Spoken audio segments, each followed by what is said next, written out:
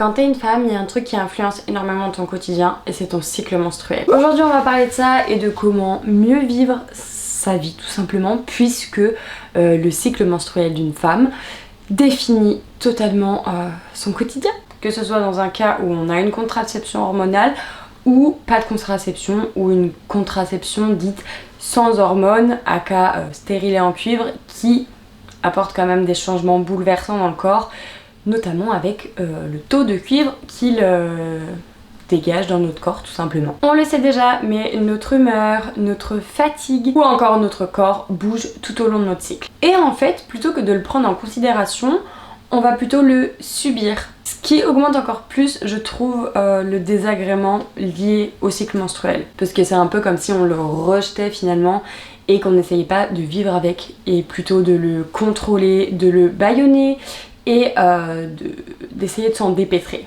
Et puis on est d'accord, bah du coup c'est impossible. Pendant notre cycle menstruel, on est gouverné par 4 hormones. Et notre cycle est également en plusieurs phases. On va partir du début du cycle, c'est-à-dire les règles. Donc t'as ta semaine de règles. Ton taux d'oestrogène, il est assez bas. Donc ce qui crée de la fatigue, un manque d'énergie et t'as rien envie de faire. Et par contre ton taux de progestérone, lui, est assez stable. Donc c'est une période où on va s'écouter, prendre soin de soi.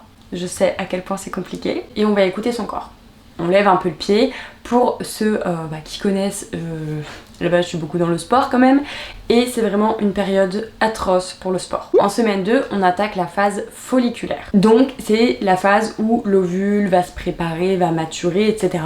Et donc là on est sur l'augmentation des oestrogènes, donc on va être de meilleure humeur. On va avoir plus d'énergie, on va être plus créative, et au niveau du sport, on va avoir tendance à réaugmenter l'intensité. Et puisque l'œstrogène monte, la progestérone va diminuer, ce qui va faire qu'on va avoir une sensation de satiété bien plus présente. Puisque la progestérone, quand elle a un taux un peu plus haut, et ben on a tendance à avoir beaucoup plus faim. C'est pour ça que quand on a nos règles, on a besoin de manger plus que qu'en temps normal. En semaine 3, on va donc attaquer l'ovulation. Les oestrogènes rediminuent un petit peu et la testostérone, qu'on n'avait pas encore vue, commence à augmenter. En ce qui concerne les trainings, on va garder son intensité et c'est une période qui est quand même plus de sociabilité. Donc on va profiter de nos proches, on va voir du monde, sortir, etc.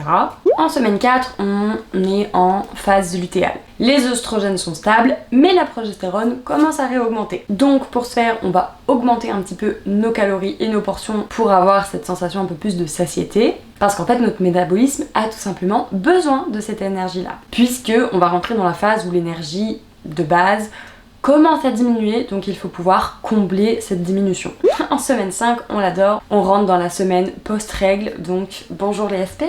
Tout diminue par rapport à d'habitude. On a une grosse période de fatigue, on peut avoir des douleurs en bas du ventre, au sein, au dos parfois également. On est d'humeur massacrante, on a des ballonnements, on est mal dans son corps. Celles qui sont sujettes à l'anxiété, elle va augmenter pendant cette période-là. Et en termes d'entraînement, du coup, on va adapter et commencer à diminuer un petit peu l'intensité. En gros, rapidement dit, on a 2 semaines et demie par mois où on est bien et 2 semaines et demie où on n'est pas bien. Et c'est pour ça que, en termes de sport, la progression, la motivation, la détermination et les performances ne sont absolument pas linéaires. Une progression féminine en coaching et une progression masculine en coaching, ça n'a rien à voir. Et donc tout ça pour vous dire que stop à la culpabilité, parce que c'est quelque chose sur lequel on n'a absolument pas la main mise, puisque de toute manière on ne peut pas changer ça, et même une fois qu'on est ménopausé, on a d'autres problèmes. Donc le truc c'est qu'il faut accepter ça et essayer de trouver des petits tips pour mieux le vivre. Et déjà le fait d'être conscient de comment ton cycle menstruel marche, tu auras déjà beaucoup moins le truc de te dire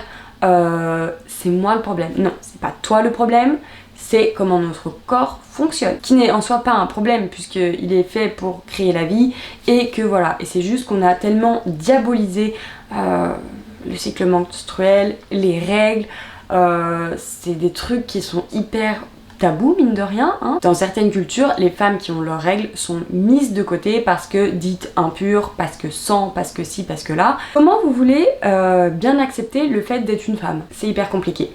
Donc c'est pour ça qu'aujourd'hui j'ai envie de faire cette vidéo là, parce que moi-même j'ai pendant longtemps cru qu'être une femme, avoir son cycle menstruel, avoir ses règles, etc. était une contrainte. Alors certes c'en est une parce que il faut mettre des choses à disposition. Je veux dire, quand tu as tes règles, tu peux pas te trimballer comme ça.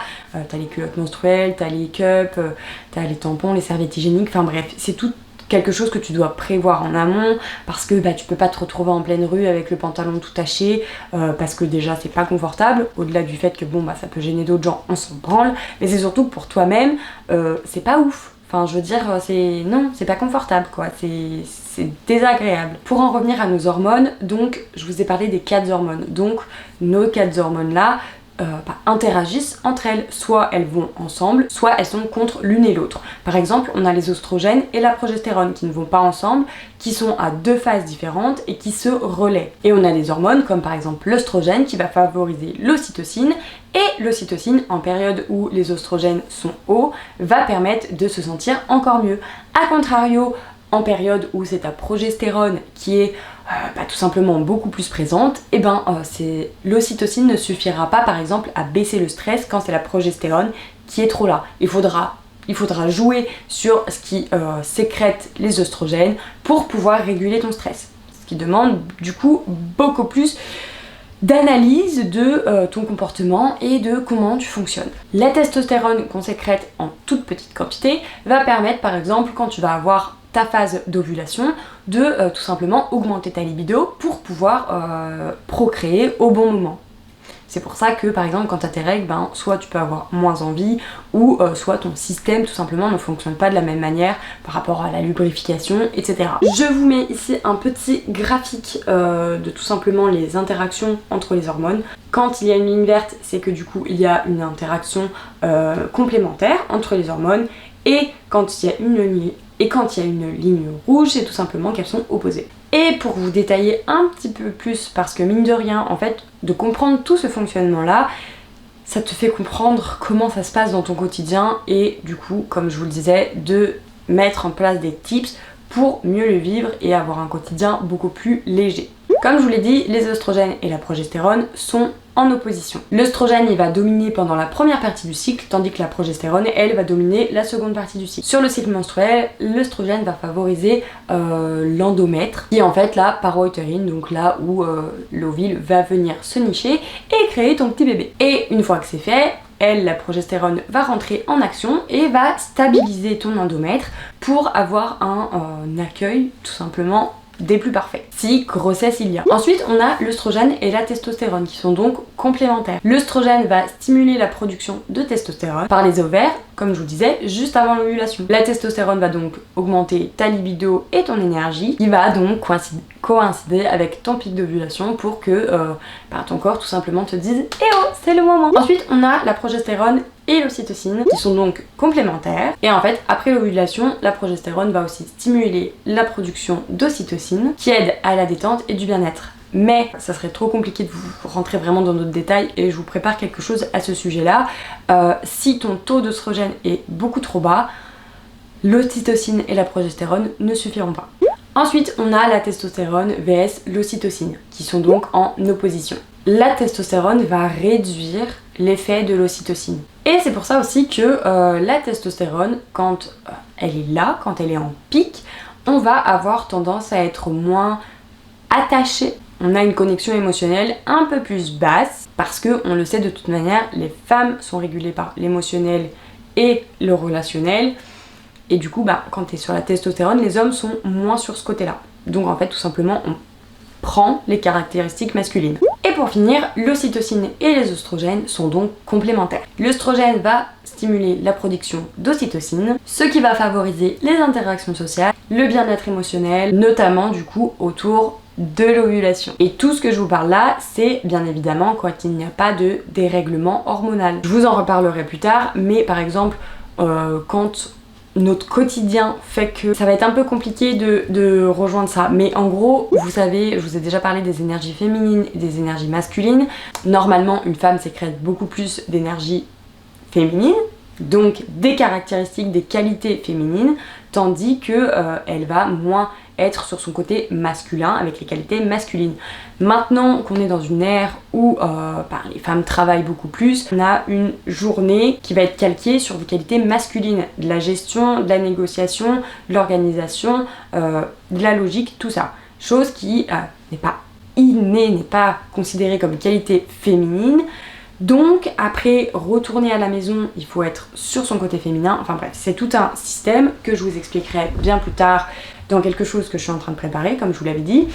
Et du coup, quand on est sur un quotidien plus basé sur ses qualités masculines, le problème c'est qu'on ne va pas sécréter les bonnes hormones et donc on va dérégler la machine tout simplement. Quand on va être par exemple trop sur ses qualités masculines, on va avoir tendance à sécréter beaucoup moins d'œstrogène. Si on sécrète moins d'œstrogène, on est moins connecté à soi-même en tant que femme, ce qui fait que niveau de stress, anxiété, troubles quelconques, etc. sont en augmentation. Donc voilà pour cette petite vidéo sur le fonctionnement du cycle menstruel. J'espère que la vidéo vous aura plu. N'hésitez pas à me dire si c'est quelque chose sur lequel vous êtes beaucoup penché et si c'est quelque chose que vous prenez réellement en considération ou si vous essayez juste de subir pendant vos TSPM, pendant vos règles et qu'après vous dites bon allez c'est bon j'ai un peu la pêche, j'y mets de côté et je me focalise là pendant que je vais un peu bien et après ben c'est rebolote et du coup c'est les montagnes russes. Voilà, où est-ce que vous essayez de tempérer et de trouver ce qu'il faut pour améliorer le quotidien. N'hésitez pas à me dire tout ça en commentaire et si vous avez envie d'une petite vidéo tips par exemple, dites-moi aussi, je me ferai un plaisir de vous la faire et c'est en fin de règle que je vous fais d'ailleurs cette vidéo donc j'ai hâte de reprendre un petit peu d'énergie, un petit peu de bonne humeur et de positivité. Je vous fais des bisous et je vous dis à dimanche pour la prochaine vidéo. Bye!